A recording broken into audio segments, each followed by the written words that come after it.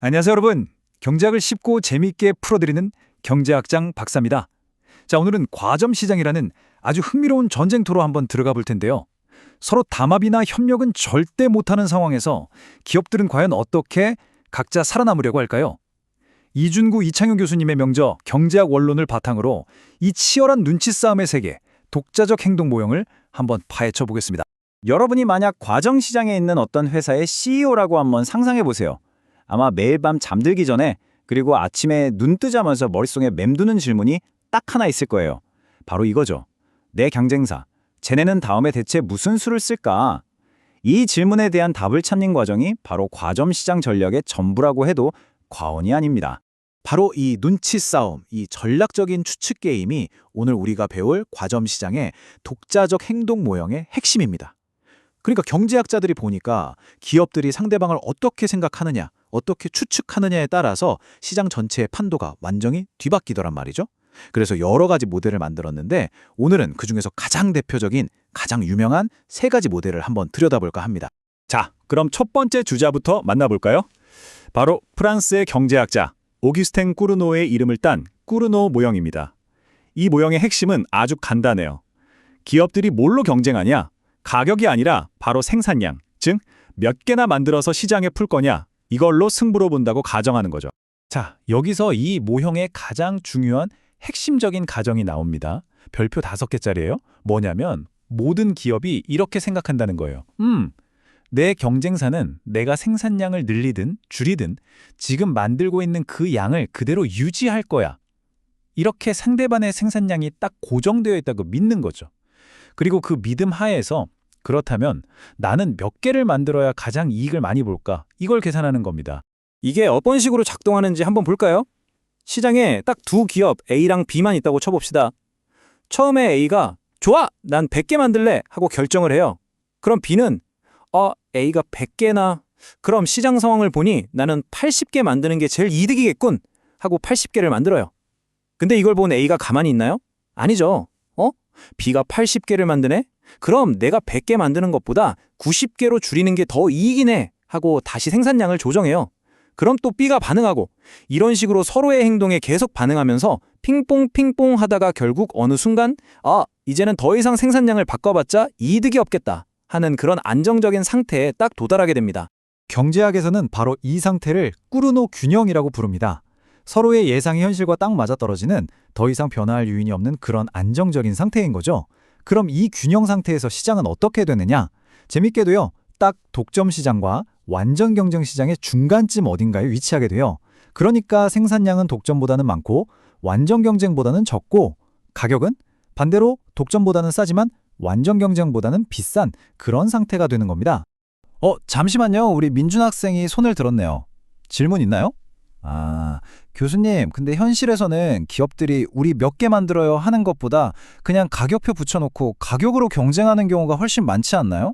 와, 정말 날카로운 지적이네요. 맞아요. 우리가 실제로 시장에 가서 보는 건 생산량이 아니라 가격표죠. 아주 좋은 질문이에요. 민준 학생 덕분에 우리가 다음 모형으로 아주 자연스럽게 넘어갈 수 있겠네요. 방금 민준 학생이 던진 그 질문에 대한 답이 바로 이 두 번째 모형, 베르트랑 모형에 담겨 있습니다. 이 모형은 꾸르노 모형이랑 가정이 완전히 반대예요. 기업들이 생산량이 아니라 바로 가격을 가지고 치고받고 싸우는 상황을 분석한 거죠. 어때요? 훨씬 더 우리 현실과 가깝게 느껴지지 않나요? 자, 그럼 베르트랑 모형의 핵심 가정은 뭘까요? 이것도 꾸르노처럼 상대방의 행동이 고정되어 있다고 가정하는데요. 이번에 생산량이 아니라 가격입니다. 내 경쟁사가 지금 저 가격을 그대로 유지할 거야. 그렇다면 내가 걔네보다 단돈 10원이라도 싸게 팔면 시장에 있는 모든 손님을 내가 다 싹쓸이 할 수 있겠지? 하는 아주 직관적이면서도 뭐랄까 굉장히 공격적인 생각이죠. 자, 그럼 어떤 일이 벌어질까요? 상상이 되시죠? 바로 피 튀기는 가격 전쟁, 즉 치킨 게임이 시작되는 겁니다. A 회사가 콜라를 1,000원에 팔아요. 그럼 B 회사는 우리는 990원 하고 가격을 내려요. 그럼 모든 손님이 B 회사로 가겠죠? 그럼 A 회사가 가만히 있겠어요? 아니, 쟤네가 우리는 980원. 그럼 B 회사는 그럼 우린 970원. 우와, 이건 뭐 끝이 없겠는데요? 말 그대로 서로 죽자고 달려드는 출혈 경쟁이 벌어지는 겁니다. 그럼 이 전쟁은 어디까지 갈까요? 놀랍게도 가격이 물건 하나 더 만드는 데 드는 비용, 즉 한개 비용 수준까지 그냥 수직으로 곤두박질 칩니다. 이게 무슨 의미냐면요.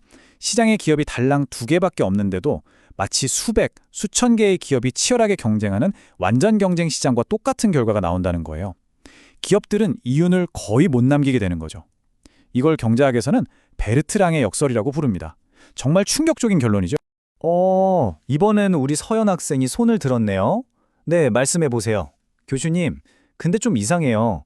현실에서는 영화표 가격이나 통신 요금 같은 거 보면 회사마다 가격이 거의 똑같고 원가보다는 훨씬 비싸잖아요. 왜 베르트랑 모형처럼 가격 전쟁이 안 일어나나요? 와, 서연 학생, 핵심을 정확히 짚었네요. 정말 그렇죠? 우리가 보는 현실은 분명 베르트랑 모형의 예측과는 많이 달라요. 왜 그럴까요? 왜 현실에서는 가격이 그렇게까지 떨어지지 않는 걸까요? 바로 그 질문, 서연 학생이 던진 그 예리한 질문에 대한 답을 제시하는 게 바로 세 번째 모형, 굴절 수요 곡선 모형입니다. 이름이 좀 어렵죠? 굴절, 꺾여 있다는 뜻인데요. 이 모형은 과점 시장에서 왜 가격이 한번 정해지면 마치 시멘트처럼 딱 굳어서 잘 안 바뀌는지 이 가격의 경직성 현상을 기가 막히게 설명해 줍니다. 이 모형의 가정은 정말 현실적이라 무릎을 탁 치게 만듭니다. 딱 2가지예요. 첫째, 내가 만약 가격을 올리면 어떻게 될까요? 경쟁사들은 땡큐 하면서 가만히 있을 거예요. 왜? 내 손님들이 비싸다고 자기네들한테 올 테니까요. 그쵸? 근데 반대로 내가 가격을 내리면 그때는 경쟁사들이 안 돼 하면서 바로 따라서 가격을 내릴 겁니다. 자기 고객들 뺏길까가 무서우니까요. 어때요? 정말 그럴싸하지 않나요?